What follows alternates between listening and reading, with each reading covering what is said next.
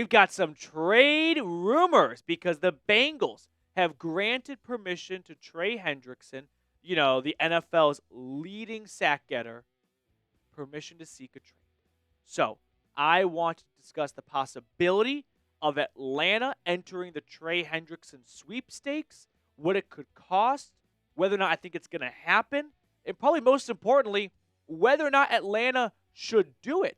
Because the Falcons, as we all know, desperately need a pass rusher. And here's a guy with back-to-back 17.5 sack seasons. He is 31 years old, so this could be a case of moving on 1 year too early compared to 1 year too late. But Hendrickson, I think, is not, I guess we'll say criminally. Criminally is a strong word, but he's underrated, that's for sure.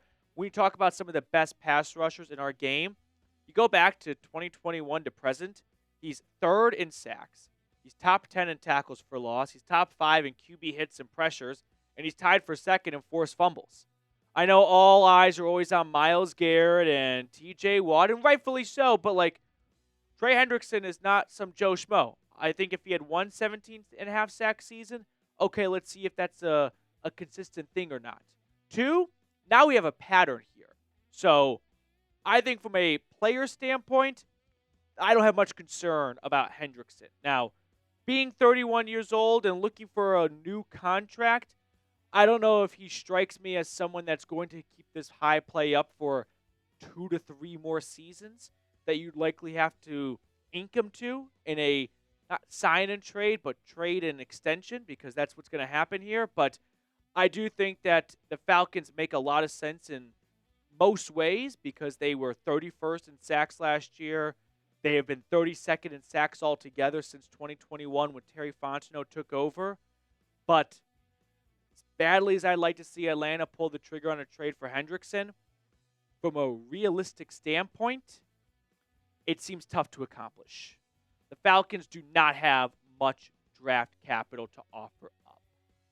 They essentially only have 3 picks that are worth anything in a trade because they've got 2 7th-rounders that I'm just going to ignore altogether. That's not helpful here at all. A first, which is way too much for Hendrickson in my eyes. A second, which I think is ballpark. That seems in the area. But then you're going to go from your first-round pick all the way to the 4th round and then all the way to the 7th round.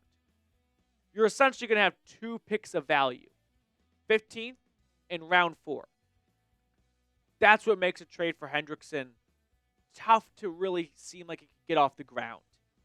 I have no doubt, or I at least hope, that Atlanta's going to pick up the phone and go, Cincy, what are you looking for? Let's talk numbers. And my suspicion is the Bengals go, we're looking for a 2nd-rounder. And that doesn't seem like too big of an ask. But for Atlanta, that's one of their 3 good picks. That's 33% of their top 4 picks, top 4-round picks.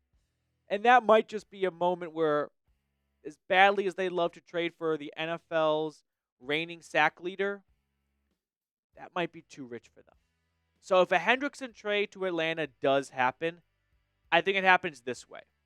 The Falcons get the Bengals to agree to a 2026 2nd-round pick. This situation only happens if the Bengals get calls and they are getting offered 3rd-round picks. And Atlanta goes, can I pick up some, a loan almost, of, I don't have a 3rd-rounder for you this year, but what about a future 2nd-rounder? Some GMs would be timid to do this because they may not have a job in 2026. The Bengals don't have a GM. They have Duke Tobin, who's been the director of player personnel since 1999. It's a monarchy in Cincinnati. It's a family, it's a mom and pop shop that runs the team. So if you're Duke and you go, well, I know that I'll have a job by then, because that's the way this works. It's the mafia here. I can afford to wait an extra year to see the draft pick for Trey if it's going to be a better draft pick than a 3rd-rounder this year. But this is purely dependent on no one else offers a 2nd-round pick this year. Maybe the case, maybe not. But that's a big dependent. And it may not be something that Atlanta can count on happening. So, believe me, as the minister of get every edge rusher to Atlanta, I'd love to see a Trey Hendrickson trade happen. I'd love to go live on the channel for a Trey Hendrickson trade. In fact, I'm traveling down to Houston this weekend for my fiance's coworker's wedding. I'd love to slip away and do a live from my phone next to the bar at the wedding for a Trey Hendrickson trade. But I'm just struggling to come up with what is Atlanta going to offer the Bengals that's better than any other's team. I'll add one more scenario as you guys let me know if you do a trade for Hendrickson. Let's say the Bengals get 3 trade offers for Trey Hendrickson. Let's say it is the Falcons, let's say it's the Bills, and let's say it is the I think of another Texans. No, it won't be the Texans. They're really good at pass rusher. Let's say it's the Chargers. Okay, that's viable right there. Maybe the Bengals take a slightly lesser offer with Atlanta because they don't want to run into Hendrickson in the playoffs on Buffalo or on LA. You need no other NFC teams to be a part of these conversations then. And now we're really getting down a lot of ifs, right? And that's where you probably start to lose faith. But that to me has to be the only path. The Bengals agree we'll do a future draft pick when you're back in round 2 you're back in all the other rounds and you can afford to part ways with your second round pick. And no other NFC team is making a good offer, so we're comfortable taking a little bit less to make sure we don't play Hendrickson in the AFC Championship game. I'm not trying to sell you guys on, beachfront property in Oklahoma because it's probably not very likely here. But that is my only hope, if you will. Now, we're doing this show during our live show, which airs every Thursday at 5 p.m. Eastern. So we do have a live question coming in from Falcons Fury. Can we trade Pitts to the Bengals for Hendrickson? That's an excellent idea. And I do think that's something that the Bengals could be interested in. They do like their tight end, Mike Gesicki, a lot. He is a free agent, however. So if they were to lose him in free agency, then that could really increase the chances of the Bengals maybe taking not as great of a draft pick, but in lieu, they get a tight end like Pitts. This to me seems like plausible. You don't often see player-for-player swaps in the NFL, kind of like almost straight up. There would definitely be some draft picks that go back and forth.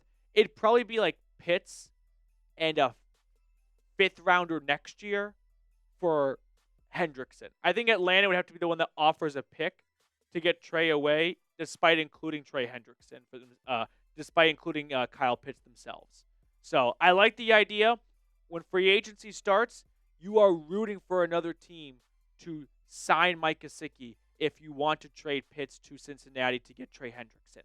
If Gesicki comes back, I don't think they have a big need anymore at tight end. I'll also add this too.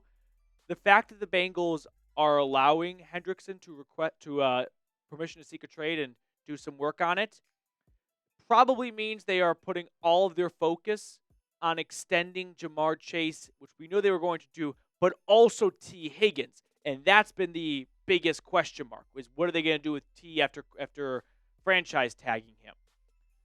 If they do reach extensions with both Chase and Higgins, maybe they don't feel the need to go out and get a tight end now. But if they don't get T. Higgins on an extension, maybe they feel like we got to go out and get another pass catcher. Although they got him tagged, so Higgins is going to be there one way or another, whether he's playing or not. So that's kind of the latest, if you will, on Trey Hendrickson. Make sure to subscribe, by the way. That way, when news breaks, you've not only got your notifications on and you're the first to know that we're going live for a Trey Hendrickson trade reaction, but also for all free agency, tracker, news, rumors, things like this, you are not in the dark. A few more things I want to touch on before we sign off here, but there is an awesome deal going on at Fanatics right now. They've got some of their sideline gear, 35% off. Pretty good savings if you ask me. So go to chatsports.com/ATL sale. I know as the weather begins to warm up, you don't think, oh, let's get a long sleeve kind of pullover. But when the fall rolls around and you want to get some more Falcons gear, future you is going to kiss old you because you got this 35% off and you saved your future self a lot of money. At that point, it'll feel free basically. So I put this link in the comments and description of today's video. To summarize the video, we've got Trey Hendrickson given permission to seek a trade, which basically means the Bengals are letting Hendrickson's agent talk to other teams and learn what his value is and what they would give him in a contract extension.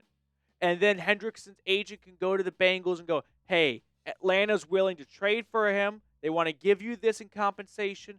And they also want to give Trey a 3-year, $70 million extension, whatever the number is, right? And then the Bengals can decide, okay, so that's what another team thinks he's worth. Well, we thought he was worth that too. So if that's his value, then we're willing to pay that, right? We actually thought you were looking for a little bit more than that. Let's say the Bengals made an offer of 3 years, $60 million.